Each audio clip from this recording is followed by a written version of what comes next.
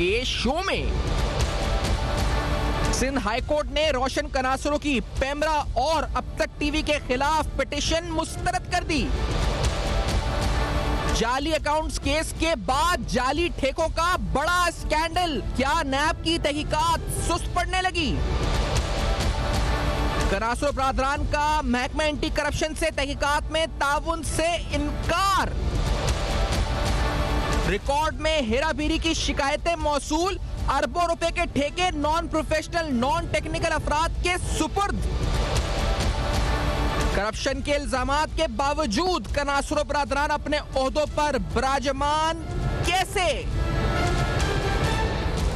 अस्सलाम वालेकुम। बस पर्दा हकायक सनसनीखेज इंकशाफात प्रोग्राम बेनकाब में हूँ आपके साथ सैफान खान। आज आपके सामने ये 18 अरब रुपए का स्कैम जो कि सिंध कल्चर डिपार्टमेंट के हवाले से है, तफसीलात के साथ, सबूत के साथ, प्रूफ्स और एविडेंसेस के साथ इसको ब्रेक किया। तफसीलन बताया कि किस तरह से कौन कौन से किरदार इसमें मुलव्विस रहे और कौन कौन से किरदार कितने अरबों रुपए या करोड़ रुपए की प्रॉपर्टीज़ अपनी बनाते रहे।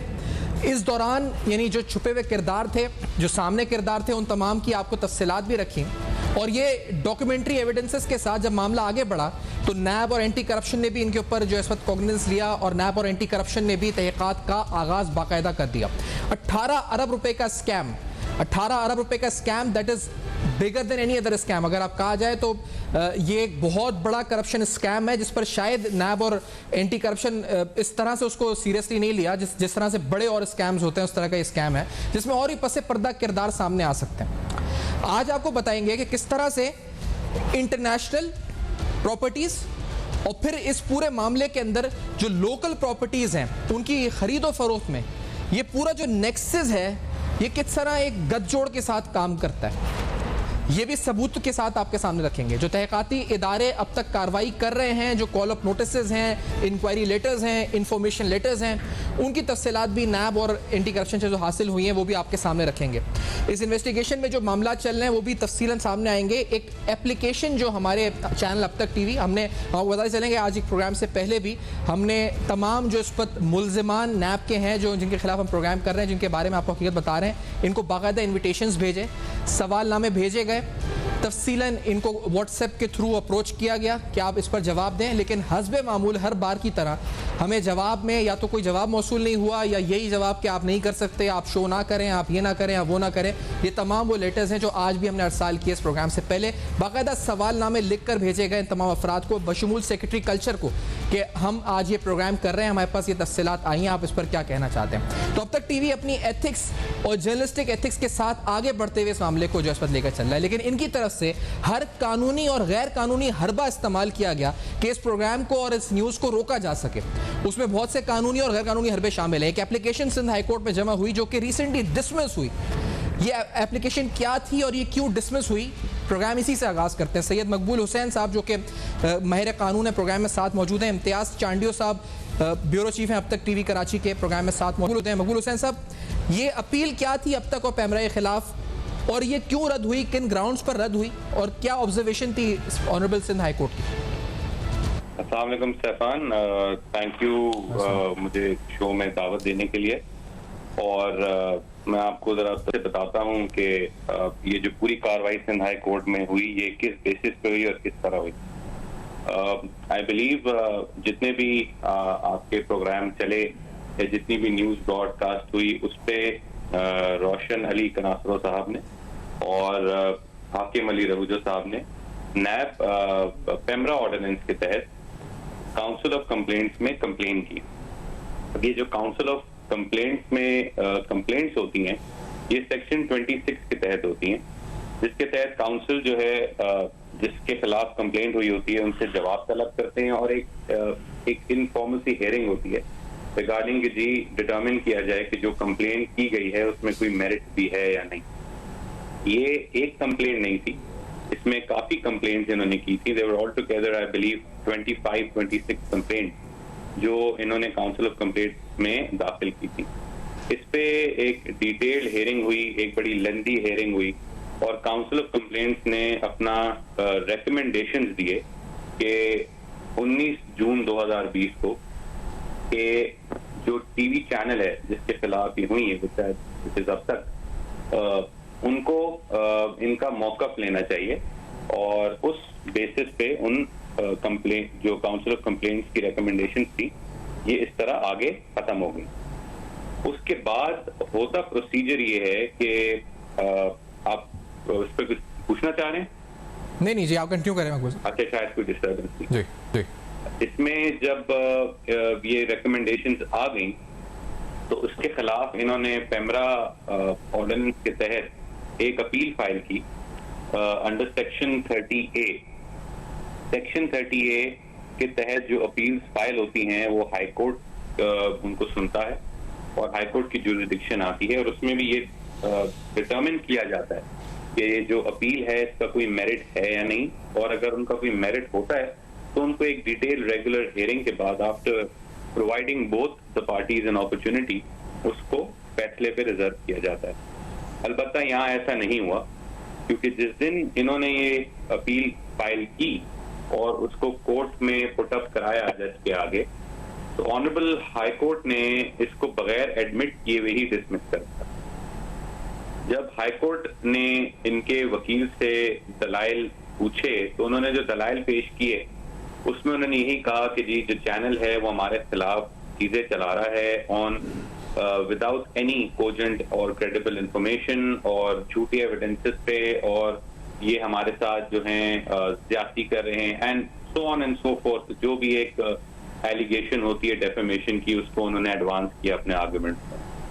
बेंच ने भी ये बड़ी तफसील से हियरिंग सुनी और बगैर उसको नोटिस जारी किए हुए, बगैर एडमिट किए हुए उसको रिजर्व कर दिया। अब अमूमन जो अपील फाइल होती हैं, जो भी अपीलेट कोर्ट का प्रोसीजर होता है वो यही होता है कि जब अपील फाइल होती है तो जज थोड़ी बहुत सुनवाई के बाद दूसरी जो पार्टी होती है, आई बिलीव जिसमें अब तक चैनल थे इस अपील में और पेमरा थे, उनको नोटिस इशू करती, मगर अदालत ने इनको नोटिस इशू करने की भी जहमत नहीं की क्योंकि उस अदालत का जो फैसला है उन्होंने कहा कि जी ये जो अपील है इसको डिसमिस किया जाए इन लिमिट, कि जी इसका कोई मेरिट ही नहीं बनता।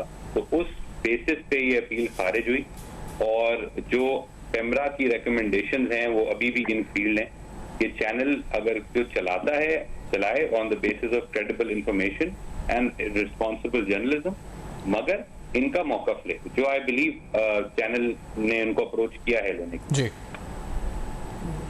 तो आज ही अप्रोच किया इस वक्त इनको। इससे पहले तो जो क्वेश्चन ऑफ पर्सनल हर्ट था इस फैसले में वो क्या था मकबूल साहब, क्योंकि जिन ग्राउंड्स के ऊपर इसको डिसमिस किया गया, सर आप कह रहे हैं नोटिस भी इशू नहीं किया और डिसमिस कर दिया गया, मेन ग्राउंड्स यही थे कि कोई वायलेशन नहीं थी रूल्स की?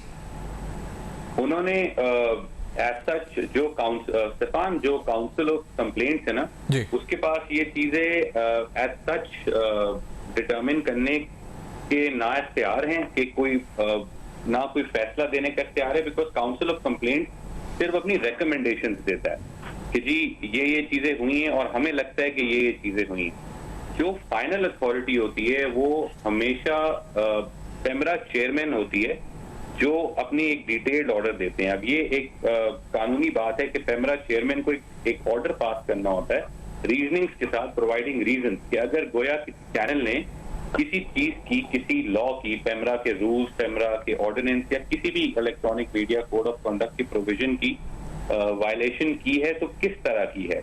अब अगर आपने खुफिया ऑर्डर देखा हो तो उसमें ऐसी कोई चीज जाहिर नहीं हुई है, ना ऐसी कोई रिकमेंडेशंस के अंदर बोला गया है कि एज सच कोई वायलेशन हुई है।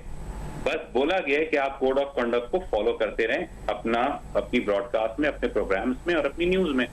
और इनका जो बेंच ने एक बड़ी इंपॉर्टेंट चीज उसके अंदर हाईलाइट की, जो भी आपने भी मेंशन की, वो यही कि पर्सनल हर्ट, कि जी आपकी अगर कोई पर्सनल ग्रीवियंस है, आप ये बताएं चैनल क्या वायलेशन कर रहा है। अगर आपका कोई पर्सनल हर्ट है जिससे आप समझते हैं कि आपका क्लेम कोई डैमेजेस का क्लेम है या आपका कोई सिवियर डेफेमेशन का क्लेम है, तो आप दूसरी रेमेडी अवेल करें, ये आपकी रेमेडी नहीं है।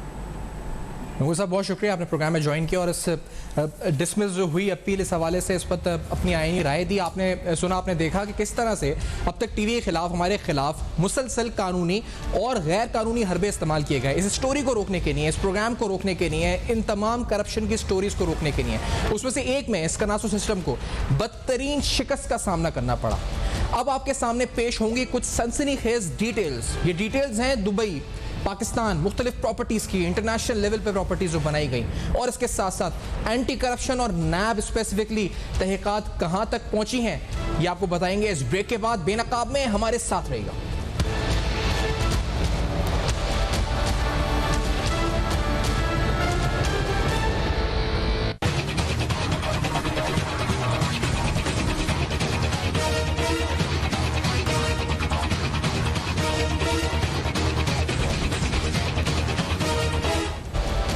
Welcome back. आप देख रहे हैं बेनकाब। बेनकाब में आपके सामने हमने फर्दन बताया कि किस तरीके से 18 अरब रुपए का ये स्कैंडल है, 18 अरब रुपए का स्कैंडल है, जिसमें किस तरह ये फ्रंटमैन और मुबैना तौर पे जो दीगर किरदार हैं वो क्या किरदार अदा करते रहे, चेक साइनिंग से लेके जाली ठेकों तक, और ऐसे ठेके जो कि नॉन टेक्निकल नॉन प्रोफेशनल लोगों को दिए गए, वो तमाम तफसीलात के साथ विद एविडेंसेस एंड डॉक्यूमेंट्स। अभी भी हम प्रोग्राम कर रहे हैं तो हमारे सारे डॉक्यूमेंट्स के साथ हमारे पास प्रूफ मौजूद हैं। ये तमाम चेहरे हुए बेनकाब, और इनके पीछे जो चेहरे हैं यानी जो पसे पर्दा किरदार हैं, क्योंकि आपको बताते चलें जब मामला 18 अरब का है तो हम ये पर्दा जरूर उठाएंगे कि इनके पीछे किरदार कौन है, जो जिसे कहा जाए कि जो साये में जो नजर नहीं आ रहे चेहरे, वो चेहरे कौन से हैं, वो भी जल्द बेनकाब होंगे इस प्रोग्राम में कि आखिरकार वो चेहरे कौन से हैं। प्रोग्राम स्टार्ट करते हुए और इसकी तफसील में जाते हुए आपको प्रॉपर्टीज़ दिखाते हैं जो हमने हासिल की एक्सक्लूसिवली दुबई की प्रॉपर्टीज़, जो आप देख सकते हैं कि किस तरह इंटरनेशनल मे फेयर के अंदर जो इनकी प्रॉपर्टीज़ हैं, और अंदाज़ा लगा सकते हैं कि कितना पैसा बनाया गया यहाँ कल्चर और हेरिटेज के नाम के ऊपर। ये तमाम पैसा और ये तमाम प्रॉपर्टीज़ इस वक्त बनाई गई और किस तरह से ये सारी प्रॉपर्टीज़ जो इस वक्त है मौजूद हैं। कुछ और डॉक्यूमेंट्स भी हमारे पास मौजूद हैं जो प्रॉपर्टीज़ की खरीदो फरोख्त हुई है, जो किरदार हैं सारे, हाकिम रहूजो, लुकमान जिसका फ्रंटमैन है, आरिफ कनासरो, ये तमाम इनके दस्तखत के साथ प्रॉपर्टी की फरोख्त जो कि आरिफ कनासरो के नाम पर है 2015 31 मार्च, अगेन डॉक्यूमेंट्री प्रूफ जो आपके सामने हम रख रहे हैं। और बख्तावर गोट के अंदर ये प्रॉपर्टी फरोख्त की गई, ये दस्तखत हैं लुकमान के, हाकिम रहूजो के, जो इस प्रॉपर्टी में मौजूद है। मेरा सवाल ये इम्तियाज़ सांडियो साहब आपसे, क्योंकि ये प्रॉपर्टी बेचते वक्त 2015 में आरिफ कनासरो जिसकी हम फोटो देख रहे हैं काफ़ी यंग है, और उसके नाम पर ये प्रॉपर्टी और साइन के जो किरदार हैं इस पूरे स्कैंडल के अंदर, कितनी उम्र होगी ये प्रॉपर्टी बेचते हुए? 67 लाख की प्रॉपर्टी बेची है उस पर। उस वक्त तो ये 20 साल के, लेकिन इससे पहले जो इसने अरबों रुपए की प्रॉपर्टी जो इनके नाम पर अगर हम सरकारी वैल्यू पे जा रहे हैं तो 5-6 करोड़ रुपए की तो इन्होंने सिर्फ शो की है। और उस वक्त इसने प्रॉपर्टी बनाना शुरू किया जब ये 16-17 साल या 14-15 साल के भी नहीं थे। आरिफ कनासरो की प्रॉपर्टी के हवाले से जो अब दस्तावेज़ात इन्होंने अपने एंटी करप्शन और दीगर इदारों में जो बताया है कि आरिफ कनासरो सनाफ रोशन कनासरो, इसने बतूल आर्केड 1 प्लाट नंबर 10 और 11 पर जो अपनी प्रॉपर्टी तस्लीम की है उसमें 16 फ्लैट्स हैं और 5 दुकानें हैं। बतूल आर्केड 2 प्लाट नंबर 10 और 11 18 फ्लैट बख्तावर गोट में है। प्लाट नंबर 12 गुलशन जीवन, ठीक है। और इस तरह से फ्लैट नंबर C509 रूबी बीच प्राइड क्लिफ्टन, ये इसने कहा है कि ये मेरे हैं और मैं इसको मान रहा हूँ। अगर आप 11, 16 और इस तरह से प्लॉट्स देखें तो ये किराए के घर में रहते थे। ये सरकारी मुलाजिम पर हैं, जो इनके वालिद हैं रोशन कनासरो, उसकी अपॉइंटमेंट पर भी शक है, क्योंकि ये जब अपॉइंट हुए हैं खुद बता रहे हैं कि एक ही साल में ये 2 बार अपॉइंट हुए हैं, पहले जूनियर क्लर्क फिर स्टेनोटाइपिस्ट ये भर्ती हुए हैं। और इसने जो रिकॉर्ड दिया है नेब में, ये बता रहे हैं कि BS जो इसका बेसिक स्केल है 5 में ये अपॉइंट हुए हैं 10/2/1987 में एज ए जूनियर क्लर्क। फिर उसी साल में ये फिर दोबारा कल्चर डिपार्टमेंट में BS जो है बेसिक जो इसका है ग्रेड है उसमें 12 में ये अपॉइंट हुए हैं स्टेनोटाइपिस्ट। एक शख्स 2 बार अपॉइंट होता है, जो खुद लिख रहा है अपॉइंटमेंट। इस तरह से इसकी सारी अगर कच्चे चिट्ठे खुलेंगे और एक इंक्वायरी होगी अच्छी साफ और शफाफ, तो ये पता चलेगा कि इनकी नौकरी जो इनकी है ये वाकई फाइल इनकी दुरुस्त है या नहीं है, जो पूरा सर्विस रिकॉर्ड है। हाँ, अब आते हैं इनके जो आप गठजोड़ है। अब देखें बख्तावर गोट में ये बिल्कुल, इसमें हाकिम रहूजो जो प्रॉपर्टी खरीदता है उसका भी लुकमान फ्रंटमैन है, जिसको इस वक्त एंटी करप्शन और दीगर इदारे तलाश कर रहे हैं। इस तरह से रोशन कनासरो खुद पीछे बैठ के और अपने बेटे से ये सारी चीज़ें करवा रहे हैं, और सारी 68 लाख रुपए का तो ये सिर्फ हमें अभी मिला है, और एक कुछ और प्रॉपर्टीज भी हैं जो इनकी आ रही हैं। एक होटल खाली कराया है इसी बिल्डिंग में बतूल आर्केड में, जिसमें अभी वो सारा हैंडओवर किया गया है हाकिम राउजो को। हाकिम राउजो ने वो वहाँ एक जुने जो है जिससे ये चाय की दुकान खाली करवाई है और बड़ा मसला हुआ है। तो इस तरह से एक बड़ी गठजोड़ है कि आप देखें कि इनकी तमाम प्रॉपर्टीज़ एक हैं, इनके गवाह एक हैं, इनके ख़रीदार, इनके ख़रीदो फरोख्त के तमाम रास्ते एक ही जैसे हैं। जिस तरह से हमने प्रॉपर्टीज़ के डॉक्यूमेंट हाथ किए हाकिम राउजो के, इस तरह से इनकी कार्रवाइयाँ। और दूसरा एक लिगारी है जो चौकीदार है और इनके घरों के जो बिजली के गैस हैं और गैस के बिल हैं या बिजली के हैं, इन तमाम के बिल जो है उनके नाम पर हैं और वो बेनामी एक प्रॉपर्टी में शामिल हो रहा है कि वो शख्स जो इनका चौकीदार है, इनका मुलाजिम है, वो इतनी करोड़ों रुपए की प्रॉपर्टी कैसे रख रहा है। लेकिन मामला ये है कि इस वक्त जो आप दुबई की मेफेयर के देख रहे हैं कि बदर कनासरो जो संबारा होटल का वेटर था, दुबई की प्रॉपर्टी जी, ये मेफेयर में फ्लैट नंबर 601 उन्होंने खुद एडमिट किया है। जब हमने स्टोरी चलाई थी तब किसी को पता नहीं था। वो जो मैं रशियन गर्ल्स की बात करता हूँ कि हसीना, वो मतलब एक दायरे हम उर्दू में क्या कहें, एक खूबसूरत खूबरू लड़की को, वो रिसेप्शनिस्ट है, वहाँ की मेज़बान है, उस घर को संभालती है। उस शख्स के वो याना उसका नाम है। मैंने तमाम प्रॉपर्टीज उस वक्त की हैं, तो इन्होंने 6 महीने 7 महीने क्यों वेट किया है कि मेरी इस खबर को गलत साबित करें। क्यों कि यहाँ से इनकी फैमिली दुबई ट्रेवल करके गई, वहाँ उन्होंने मसला हल किया, उस खातून के साथ झगड़ा चल रहा था, उसने बहुत बड़ा हंगामा किया हुआ था। वो तमाम मामला सेटल करने के बाद जब इन्होंने देखा कि अब वो मामला किस तरह सेटल हुआ है वलालम मुझे पता नहीं, लेकिन बहुत बड़े पैसे देकर उस खातून को साइड पे किया गया है या अभी भी है। लेकिन उस जैसे ही वहाँ से वो इशू हल हुआ है तो इन्होंने एक और एप्लीकेशन अपने भाई जो नादिर कनासरो के थ्रू दाखिल करवा दी। अब हम आते हैं इस चीज़ पे कि अदालती मामलात हों या इनका पर्सनल मामला हो। अब तक टीवी समेत दुनिया का कोई भी चैनल ऐसा नहीं है जो ये कहे कि हम एथिक्स को नहीं मानते, हम किसी का मौक़िफ़ नहीं चलाते। हमने इनसे बारहा कहा कि आप मौक़िफ़ दें, लेकिन अगर कोई मौक़िफ़ की जगह पर थ्रेड दे, अगर कोई मौक़िफ़ की जगह पर गालम गलोच की ज़बान इस्तेमाल करे या लीगल नोटिस दे या हमारी खबर को चैलेंज करे तो हम क्या करेंगे। तो इस तरह से ये तमाम चीज़ें सामने आई और इसमें सेक्रेटरी अकबर लिगारी का भी इन्वॉल्वमेंट अब सामने आ रही है। और सेक्रेटरी अकबर लिगारी को भी आज हमने सवालनामा भेजा है। अकबर लिगारी साहब ये हैं सेक्रेटरी, इनको उस बाकायदा सवालनामा भेजा है कि जी हमें चीज़ें मिली हैं और हम सवाल यही है जी कि अभी तक क्यों नहीं बराजमान क्यों है सौदे पे। इसके बाद एंटी करप्शन की इंक्वायरी पे भी आएंगे, लेकिन अकबर लिगारी साहब का क्या किरदार है? देखिए, अकबर लिगारी का ये किरदार है कि अकबर लिगारी बड़े अरसे से इसी डिपार्टमेंट में रहा है, एज अ डिप्टी सेक्रेटरी या सेक्रेटरी रहे हैं। जो शख्स इनके खिलाफ एप्लीकेशन लेके जाते हैं इन कनासरो ब्रदर्स के खिलाफ, ये उनकी तो इंसल्ट करके इनको दफ्तर से निकाल देते। एक दूसरा, जब इनसे हमने पूछा, हमें पता चला कि आखिर इतने मेहरबान क्यों हैं कि एक सेक्रेटरी प्रिंसिपल अकाउंट अफसर होते हैं किसी भी डिपार्टमेंट के और उनकी जिम्मेदारी है ना सिर्फ कानूनी आइनी तौर पर ये समझें कि इनके ऊपर अमानत है ये सिंध के और पाकिस्तान के वसाइल या कौमी ख़जाने की, कि आप एक एक रुपए के अमानतदार हैं। ये शख्स इनको प्रोटेक्शन दे के बैठा हुआ है और उसके साथ PDMI सेल जो एक टेक्निकल एक इशू है, अब इसकी कानूनी हैसियत क्या है कोई पता नहीं। वहाँ निवादरात जो एंटीक्विटीज़ डिपार्टमेंट है उसके लिए तो ये कहा गया था कि ठीक है ये प्रिजर्वेशन और कंजर्वेशन का काम खुद कर सकता है, लेकिन इन्होंने एक PDMI सेल में सारे ठेके अरबों रुपए के एक शख्स जो नॉन टेक्निकल शख्स है जिसके पास न इंजीनियरिंग के कोई तजुर्बा है न क्या, और उसके पीछे नीचे बैठे हुए गुलशन कलेरी हो या जहीर शेख हो कोई हो, इनके पास एक भी टेक्निकल डिग्री नहीं है। B.Tech वाले शख्स जो है बैठाए हुए हैं, आप एप्लीकेशन देख तो 5 करोड़ रुपए से ऊपर जितनी भी टेंडरिंग होगी वो एक उसकी जो है ना टेक्निकल सैंक्शन होता है और एक बाज़ाब्ता चीफ इंजीनियर या इंजीनियर के थ्रू होता है। ये वाहिद गैर कानूनी इदारा है जहां हर काम डिप्टी सेक्रेटरी, डिप्टी डायरेक्टर के थ्रू किया जा रहा है। अरबों रुपए के प्रोजेक्ट सिर्फ एक ठेकेदार को दिया गया जिसमें डमी अखबारों में इश्तिहारात देके उस शख्स को नवाजा गया, वो है Waliullah Bhutto.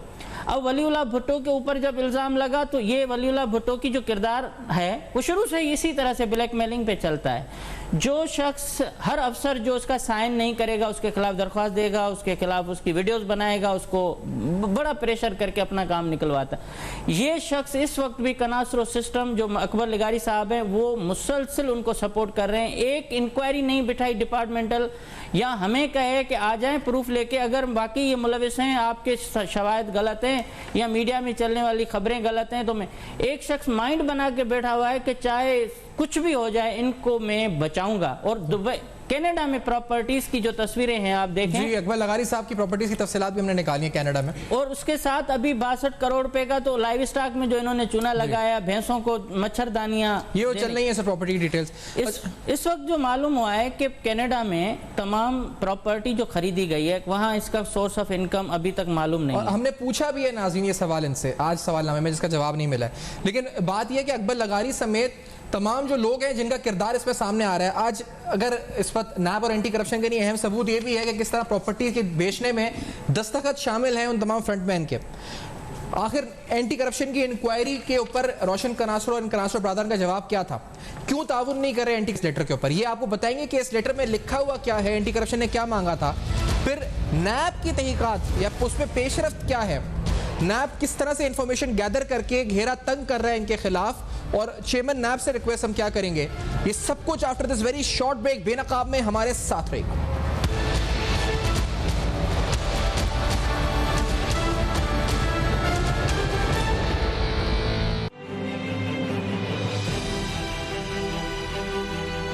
Montoliu, Brazil de Pacharica, da polio खिलाफ उतरेगी।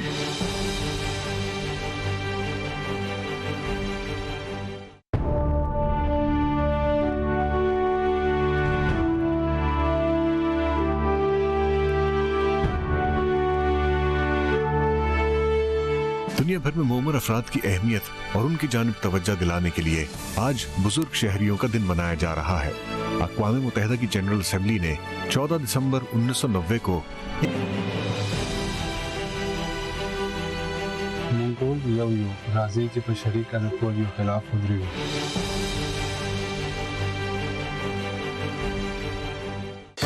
जायकों के बगैर ये दुनिया ऐसी है जैसे रिश्तों के बगैर जिंदगी।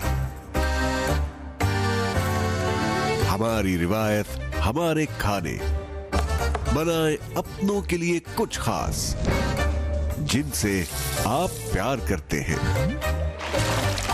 दावत राहत शेफ राहत के साथ जायका जिंदगी का अब तक।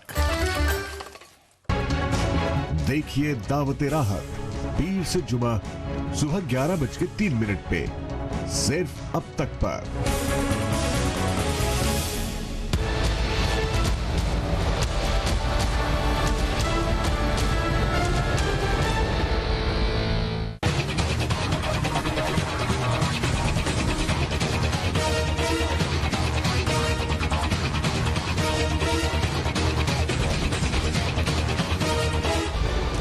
वेलकम बैक, आप देख रहे हैं बेनकाब। बेनकाब में आपके सामने होश रुपए इंकशाफात, 18 अरब रुपए का मामला, 18 अरब रुपए का स्कैम। अगर चेयरमैन नैब और इस वक्त जो प्राइम मिनिस्टर ऑफ पाकिस्तान तमाम ऑफिशियल्स को हम ये कहते हैं जी कि ये जो आपका फेक अकाउंट स्कैम है या फिर जो इस बड़े मैग्नीट्यूड के सिंबॉलिक स्कैंडल्स हैं, ये उससे बड़े मैग्नीट्यूड का स्कैम है 18 रुपए का, और ना सिर्फ पैसों का बल्कि कल्चर और हेरिटेज को भी नुकसान पहुंचाया गया। मैं आपको बताता चलूं कि नैब जो वलीउल्लाह भुट्टो जिस कॉन्ट्रैक्टर का हम जिक्र कर रहे हैं, इस कॉन्ट्रैक्टर के हवाले से नैब कराची इसने एक अपनी बेल कराई है अभी रिसेंटली नैब कराची से। नैब कराची का एक लेटर है जो हम आपको सामने रखते हैं, जो सेक्रेटरी कल्चर टूरिज्म को लिखा गया, जिसमें बताया गया नैब कराची के लेटर में जो इन्फॉर्मेशन तलब की गई, इन्फॉर्मेशन लेटर था ये।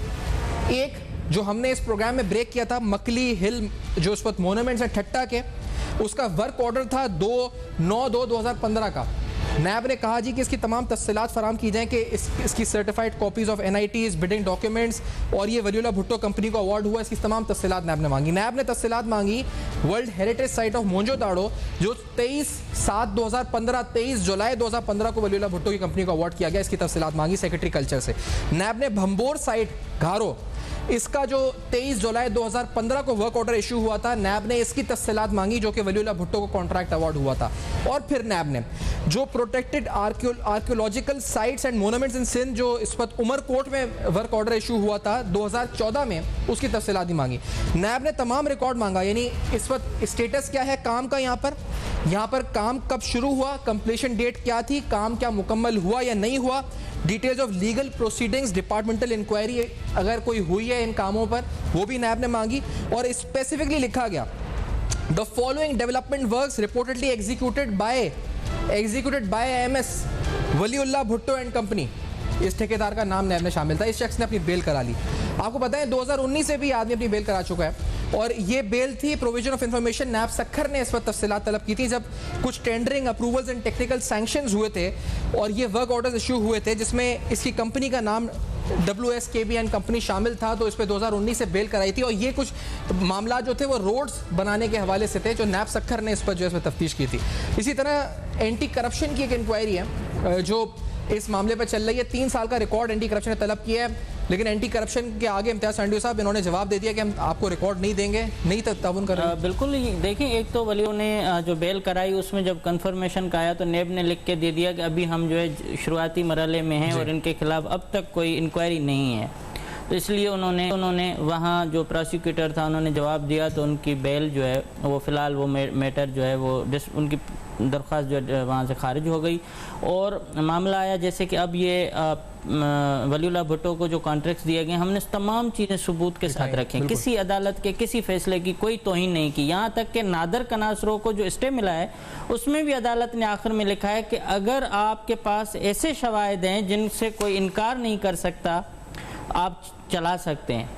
मतलब ये इंफॉर्मेशन देना पब्लिक इंटरेस्ट के मामलात हैं जिसमें सूबे सिंध के मुख्तलिफ शहरों में एहतजाज हो चुके हैं, लेकिन उसके बावजूद महकमे सकाफत के सूबाई वज़ीर बड़े अफसोस के साथ वज़ीर आला सिंध, चीफ सेक्रेटरी अकबर लिगारी ये आंखें बंद करके इन लोगों को सपोर्ट क्यों कर रहे हैं? आखिर क्या वजह है कि एक शख्स जो है इतने बड़े इल्ज़ामात का सामना कर रहे हों, उनके ऊपर नेब का रेफरेंस हो, नेब की इंक्वायरीज़ में शामिल ना हो, नेब उनके पीछे जो है वो बड़े तहम्मुल के साथ जा रही है, क्यों? ये मैं नेब चेयरमैन और DG नेब कराची नजफ मिर्ज़ा साहब को ये गुजारिश करना चाह रहा हूँ आप इस फोरम से कि कवानीन सबके लिए बराबर होना चाहिए। अगर रोशन कनासरो मुल्ज़िम है नहीं है इस केस में, एक में तो मुल्ज़िम है, अगर उसमें IO के ऊपर इल्ज़ाम आते हैं उस केस ख़राब करने तो आप उस पर भी तफ्तीश तो हो रही है।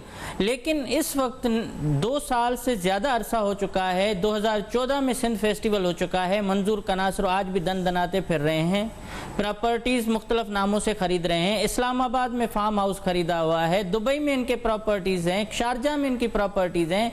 हाकिम राव जो जिसके लिए उनकी बीवी सिंध असेंबली के बाहर एहतजाज करके साबिका बीवी ने इल्ज़ामात लगाए, उनकी प्रॉपर्टीज़ का एक एक पेपर हमने पेश किया।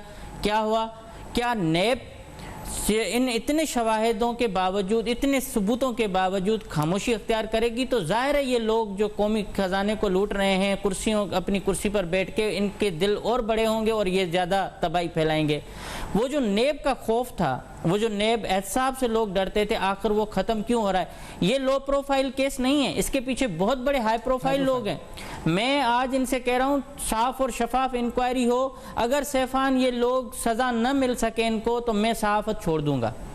मैं आज भी कह रहा हूँ मेरे पास 3 से 4 हज़ार पेजेस हैं, मैं नेब को किसी भी जगह पर देने के लिए इसलिए तैयार हूँ कि इन्होंने जितना ज़ाती तौर पर इनको हो सकता था इन्होंने मेरे खिलाफ या इदारे के खिलाफ किया। उसके बाद हम सिर्फ इतनी डिमांड कर रहे हैं कि हम अपनी स्टोरी पर आज भी कायम हैं, इसकी साफ और शफाफ इंक्वायरी हो और तेज़ तरीन इंक्वायरी हो ताकि इनको जल्द से जल्द इस मामले को निपटाया जा सके।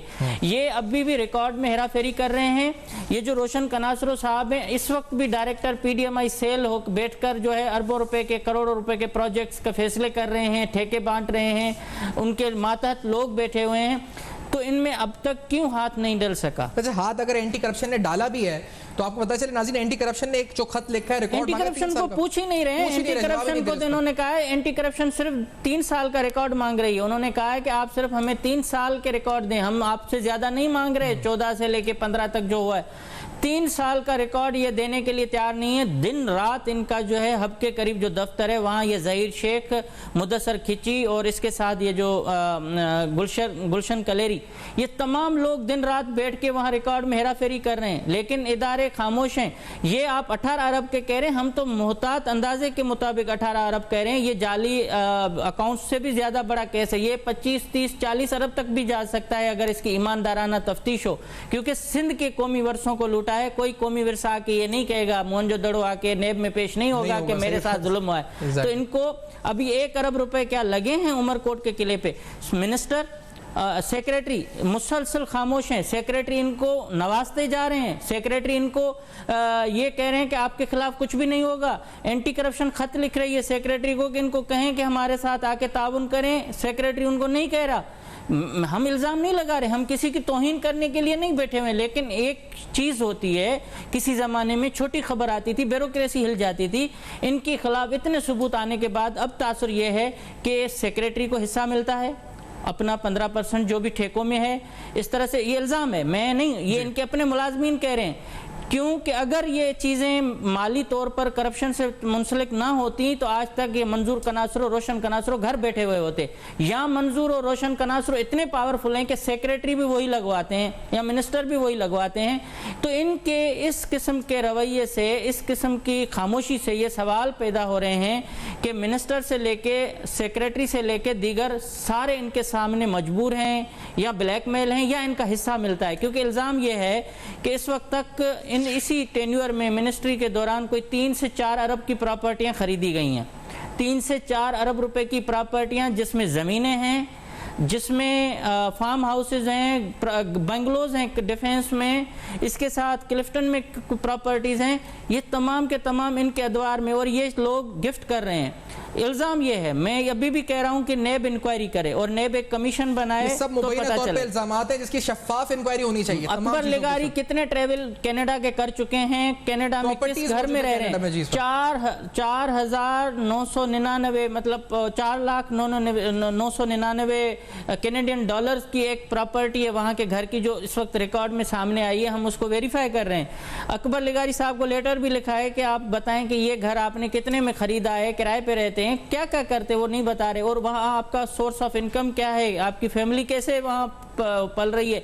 अब दिलचस्प बात देखें, लाइक मेमन जिसने डेयरी फार्म्स में करप्शन करके 4 अरब रुपए के कनाडा में पना ली, उसी सीट पर, उसी लाइव स्टॉक की कुर्सी पर भी चार्ज जो है अकबर लिगारी साहब को दिया हुआ है। ये वजीर जो हैं बैठे हुए दोस्तियां निभा रहे हैं, क्योंकि अकबर लिगारी साहब दोस्त हैं, इसलिए अकबर लिगारी साहब अपने दोस्तों को नवाज रहे हैं। मंजूर कनासरो साहब बैठे हुए हैं, रोशन कनासरो साहब बैठे हुए हैं, हाकिम राउजो, मतलब दोस्तियों में सिंध लुट रही है और ये खामोश बैठे हुए हैं। और हम अगर बोलते हैं तो कहते हैं आप जो एथिक्स करें। भाई एथिक्स ये है कि पैमरा के COC में एक मिनिस्टर के लिए कहा जा रहा है कि आपका मिनिस्टर अवामी नुमाइंदा होकर जवाब नहीं दे रहा, और उसके बाद जो चीजें आ रही हैं वो टोटल चेंज है। मतलब क्या, किस किस्म की आप चैनलों को कर रहे हैं? मौजूद है नाज़रीन सारी चीजों का। अगर आप ये देखें कि जो कॉन्ट्रैक्ट्स अवार्ड किए गए 100 में से 100 नंबर है, जो कंपनी है 100 में से 100 नंबर्स आप ये देखें, अगर टेक्निकली इवैल्यूएशन होती है, किसी ठेकेदार को 100 नंबर नहीं मिले। इस लिस्ट में 29 कंपनियों के नाम मौजूद है ठेकेदारों के, सिर्फ एक ठेकेदार है जिसके 100 नंबर है। अगर इस और यही 100 नंबर वाला शख्स, इसकी बताएं कौन सी जो है प्रिजर्वेशन कंजर्वेशन में महारत है कि टंडो ठोड़ो का या टंडो हैदर के जो मस्जिद का हाल किया है इन्होंने, मोहनजोदड़ो पर, मकली पर या उमरकोट पर 1 अरब रुपए लगे, 1 अरब रुपए लगे हैं, मुझे बताएं। वहां के लोग पूछ रहे हैं कि 1 अरब नहीं लगा। उस 1 अरब के बदले में अतराफ में जमीनें खरीदी जरूर गई हैं, लेकिन 1 अरब जो इस पे उमरकोट पे नहीं लगा। इस तरह से मैं इससे पहले कि हम वक्त इख्तिताम में पहुंचे, मुझे बताएं, क्योंकि अभी जो हमने कुछ नॉन टेक्निकल लोग जो ऊपर आए हैं जिसके बारे में कंप्लेंट्स भी हैं, इख्तियार मंगी वगैरह, ये तफसीला क्योंकि लेटेस्ट भी इस पर इशू है, कंप्लेंट्स भी हैं इस पर, किस तरह से उसको नीचे से ऊपर लेके आया गया, किस तरह से नॉन टेक्निकल किया गया इस पर, ये सब कुछ भी, इसका क्या ताल्लुक है इस पूरे नेटवर्क? देखें ये सारा, ये जितने भी ये जो अख्तियार मंगी की बात हो रही है, जो अख्तियार मंगी या जो दो भी बैठे हुए हैं, ये सारे के सारे वो हैं जिनका इस टेक्निकल सीट से या टेक्निकल काम से कोई ताल्लुक ही नहीं है। अभी भी इंजीनियर्स हाई कोर्ट में गए हुए हैं कि जब तमाम ओहदों से बीकॉम बीटेक वाले या जो डिप्लोमा होल्डर्स हैं उनको हटाया जा रहा है, तो अख्तियार मंगी या इनको कैसे नवाजा जा रहा है? ये इसलिए इनको नवाजा जा रहा है कि सारा ये जो काले काम है, जितने भी करप्शन के रास्ते बन रहे हैं, प्रॉपर्टीज खरीदी जा रही हैं, एक दूसरे के, ये समझे कि सीना बसीना ये जो एक खुफिया मालूमात है ना, एक दूसरे की ये रख के बैठे हुए हैं, सब एक दूसरे को नवाज रहे हैं। एक चेन है, मैंने इसलिए सिस्टम का नाम दिया था कनासरो सिस्टम, क्योंकि सिस्टम इस तरह चलते हैं, उसमें एक बाज़ाब्ता तौर पर एक निज़ाम होता है। ये निज़ाम के हिस्से हैं कि एक शख्स भी जो है वहाँ टेक्निकल नहीं है, गैर कानूनी लोग बिठाए हुए हैं, जूनियर लोग बिठाए हुए हैं, जिनसे जो भी पैसे उनको दें वो काम कर लें, काला मुल्क की तबाही कर दे, लेकिन ऐसे लोग फ़ौरन हर काम में हाथ डाल देते हैं। और अगर इसी जगह पे कोई जिम्मेदार शख्स होगा, कोई इंजीनियर होगा, वो कहेगा कि ये मैं काम नहीं करता, लेकिन सर्वेयर को इंजीनियर बना दो, किसी को प्रमोशन दे दो, जो चाहे करें, ये चल रहा है। और आज भी मैं यही हमारा दावा है कि PDMI सेल पैरेलल और गैर कानूनी सेल है। इसकी अगर कोई कानूनी हैसियत है तो आए दिखाएं डॉक्यूमेंट कि किस कानून के तहत जो काम वर्क्स एंड सर्विसेज के इंजीनियर्स का है, चीफ इंजीनियर का, वो ये कर रहे हैं। तो इसके साथ दूसरी भी बहुत सारे लोग हैं ये सारी जिनका एहसास होना प्रोग्राम चाहिए। बेनकाब में देख रहे हैं, तमाम चेहरे बेनकाब हो रहे हैं। इम्तियाज सांडी साहब, शुक्रिया आपका। प्रोग्राम को वाइंड अप की तरफ, कंक्लूजन की तरफ लेके जाएंगे। आखिरी सेगमेंट में हमारे साथ जुड़े रहेगा।